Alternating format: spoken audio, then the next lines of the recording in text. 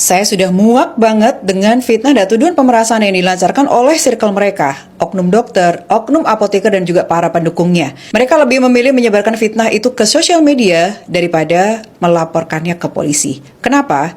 Karena mereka tidak bisa menyembunyikan fakta yang sesungguhnya. Hari ini, Kamis 14 Agustus 2025, saya mendapatkan privilege untuk bisa masuk ke ruang sidang Nikita Mirzani menyaksikan Doktif sebagai saksi. Cerita beliau sangat konsisten dari awal hingga akhir, yaitu kesaksian yang kedua di persidangan Nikita Mirzani. Dan saya akan putarkan kesaksian Doktif setelah ini. Makin kesini, makin paham kenapa RG tidak melaporkannya ke polisi. Dan serangan fitnah ini masif dilancarkan oleh pihak mereka ke saya, Dr. Ika, dan para edukator lainnya dengan menyebut kami sebagai sindikat dan menerima aliran dana pemerasan. Hingga detik ini, fakta menunjukkan bahwa tidak ada pemerasan yang dilakukan oleh dokter detektif. Dan tidak ada pemerasan yang dilakukan oleh Nikita Mirzani. Dan satu lagi, fakta membuktikan bahwa mereka bukan sindikat. Dengan demikian, secara otomatis, tuduhan dan fitnah yang dilancarkan kepada saya dan juga teman-teman edukator lainnya adalah 100% fitnah. I demand your apology. Dr. Samira, di sini ada tertera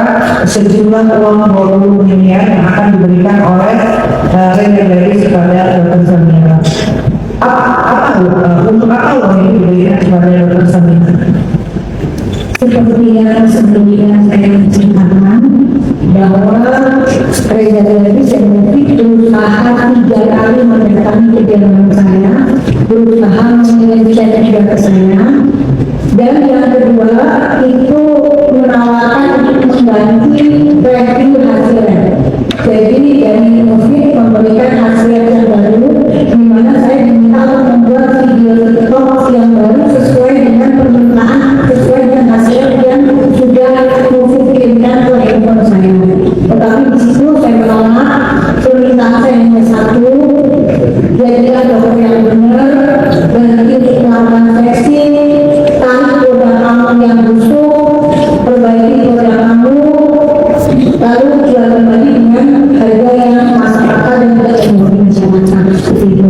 Tetapi masih menghubungi saya, ada kiriman foto juga, dan berusaha tetap mengejar saya, menuduh saya pada saat saya masih jaga ini jam 8 itu telepon saya, saudara Nafid, tetapi itu pun saya lakukan speaker karena saya selalu tidak pernah berbincang dengan saudara Nafid sendirian, selalu ada saksi, saya lakukan speaker, dan di situ beliau dengan jelas menuduh saya di kediaman saya.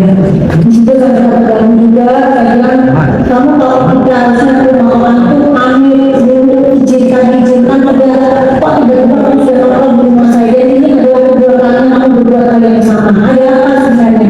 Saya sudah marah, disitu dia bilang, Kak, kita ada titipan seperti itu. Nah, disitu saya, titipan apa? Gitu, emang ada apa? Nah, disitu saya tidak ada tinggi dan ada tinggi, lalu mereka bilang, oh, enggak, itu cuma ada titipan buah. Yakin kamu cuma ada titipan buah ke saya? Iya, Pak, cuma buah.